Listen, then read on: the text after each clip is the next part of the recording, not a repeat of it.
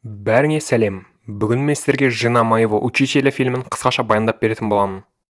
Бұл Бумер Саутпорт орта мектебінің түлегі. Оның құрбысы Кристиан және досы Пол. Олар Бостон университетіне түсу үшін тапсырған емтихан нәтижелерін көру үшін конвертті ашады. Үшеуі емтиханнан өтсе де, математика мұғалімі Рой Миллер Тоддың Гарвард тестілеуінен өтпеген үшін куәлігіне қол қоюдан бас тартады. Тоғанның жағасында отырып, Тодд сурет салады. Жігіт көлдің ар жағынан қорқынышты айғайды естиді. Бұл үшін Вики кешірім сұрайды. Кейде айғайлағысы келетін соншама эмоциясын ұстай алмай қалады екен. Тодд мұны қалыпты деп есептеп, өзі де айқайлай бастайды. Бірақ қыз кетіп қалады. Кешке достар сыныптастарының кешіне барады. Пол қыздармен сөйлесуге тырысады, ал Кристиан Тодды саябаққа серуендеуге шақырады. Онда барлығы орындықта отырады. Сосын көрпенің астына тығылып, екеуі сүйісе бастайды. Бірақ Тоддың мүшеқабын байқаған Кристиан жігітке ренжіп қалады. Себебі ол оны осында бұл үшін шақырмаған. Пол мазасын алған манақтан жасырынуға тырысады. Тоддың көлік айдап келе жатқанын байқаған Пол оған секіреді де, одан тезірек осы жерден кетуін өтінеді. Жігіттер жол жиегінде сынған көліктің қасында тұрған Викиді кездестіреді. Жігіттерге жақындаған Вики көлдің жағасында айқайлап, өзі қорқытып жіберген Тодды таниды. Жігіттер қызды өзімен бірге алып, көмектерін ұсынады. Ал Пол Викиді мақтауға тырысады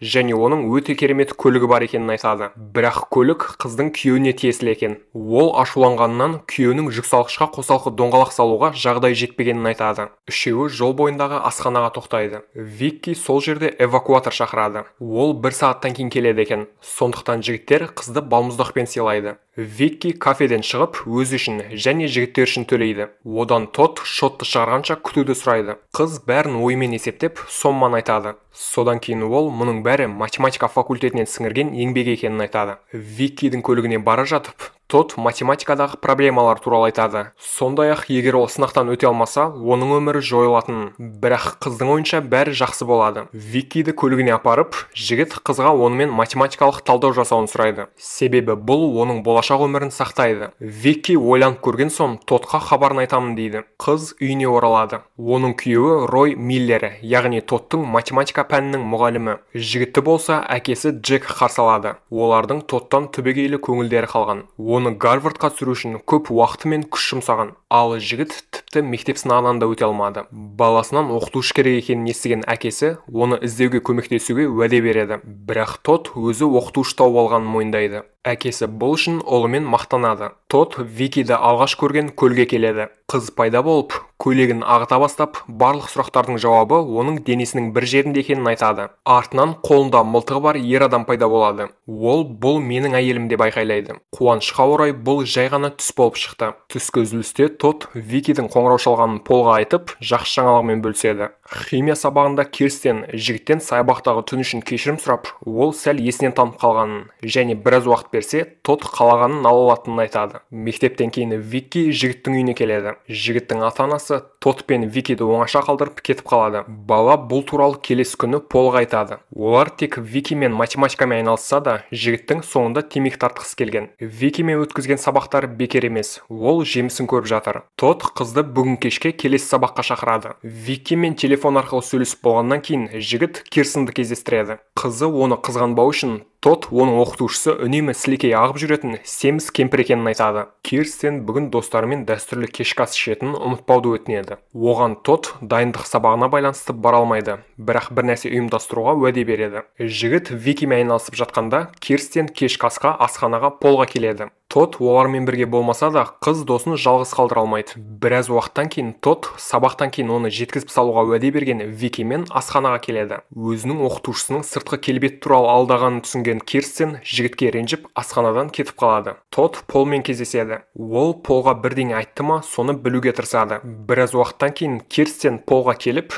Тодд ол туралы бірдеңе айтты ма деп сұрайды. Қыздың ойынша Пол бәрін біледі, бірақ досының қылмысын жасырады. Бірақ жігіттің айтуынша Кирстин де оның досы. Бұл қыздың жүзіне күлкі ұялатады. Математика сабағында Рой Миллер тақтаға есеп сызып, Тоддан жауабын сұрайды. Ол жай барқат дұрыс жауап береді. Мұғалім таң қалады да, Тоддқа универге беретін ұсынысы әлдеқайда жақсарғанын айтады. Жігіт Викиге өзінің жетістіктерін айтып бөліседі де, қызды келесі дайындық сабағына шақырады. Бірақ Вики жігітті өзіне қонаққа шақырады. Тодд Викиға келеді. Қыз оған өзінің шедеврлерін көрсетеді. Жігіт неліктен бәрін гаражда ұстайтынын және ешкімге көрсетпейтінін түсінбейді.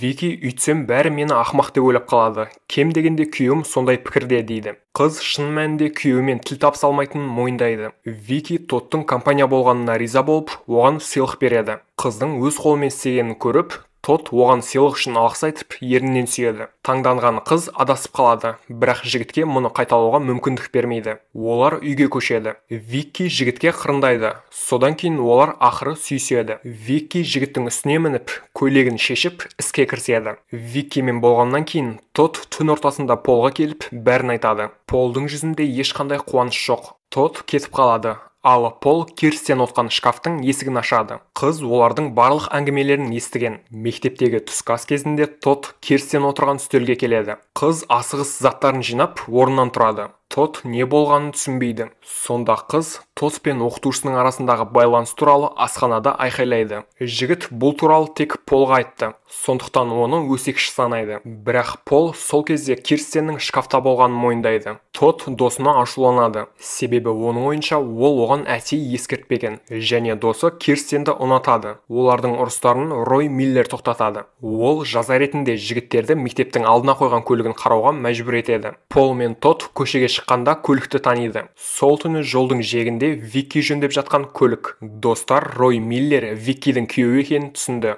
Ройдың балық аулауға кетіп бара жатқанын білген Тодд Викиге асығады. Тодд қыздың күйеуі Рой Миллер екенін айтпағанына наразы, ал Вики бұған мүлде мән бермейді. Жігіт оның Ройға қалай үйленгенін түсінбейді, өйткені ол тиран, бірақ қыздың айтуынша ол бұрын мұндай болмаған. Вики Тоддың кетуін өтінеді, бірақ жігіт қызды сүйе бастайды. Осы уақытта Рой балық аулаудан оралады. Гараждағы шуды естіген ол не болып жатқанын тексеруді шешеді. Гаражға көтеріліп келе жатып, Рой айқайлайды.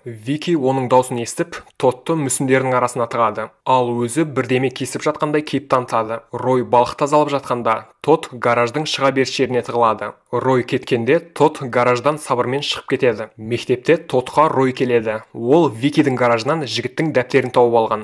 Бала дүрбелеңде қорқынышты қателік жібердім дейді. Оған Миллер бақылау нәтижелерін көрсете отырып, шын мәнінде екі-ақ қатесі бар екенін айтады. Дәптерді тауып алған Рой Тоддың әйелі Викимен математикамен айналысатынын түсінді. Ол Тоддың университетке түсу туралы ұсынысын жазуға уәде береді. Содан кейін ол жігітпен қол алысты. Математика сабағында Рой басқа оқушыларға Тодды үлгі қылып көрсетеді. Сабақтан кейін Ройға Тодд келеді. Ол Ройдың оқушыларға жасаған қатыгездігін ақылға қонымсыз деп санайды. Тодд шығуға беттейді, бірақ Миллер оны тоқтатып, Викимен төсектес болдың ба деп сұрайды. Тодд жігіттікпен бәрін мойындайды. Көлігіне секіріп, Рой үйіне асығады. Тодд Викиге ескертуге тырысады, бірақ қыз бос емес және телефонның шырылдағанын естімейді. Рой келіп, гараждағы барлық нәрсені бұза бастайды және сол сәтте Тодд пайда болады. Ройдың айтуынша жігіт данышпан. Ол Викидің арқасында математикаға қол созды. Содан кейін оған мүйізін тақап ұйықтады. Өзі болса Тоддың Гарвардқа түсу үшін ұсыныс жазған. Жігітті алаңдатып, Рой Тодды нокаутқа түсіреді.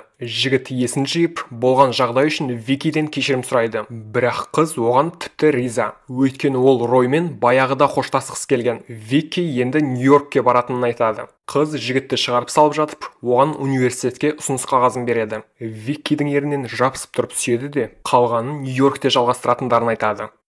Осымен фильм аяқталады. Видеоны соңына дейін көргеніңіз үшін рахмет. Келесі видеода кездескенше. Айтпақшы, арнаға жазылып, қоңыраушаны басып қоюды ұмытпаңыздар. Сонда ғана жаңа видеоларды бірінші болып тамашалай аласыз.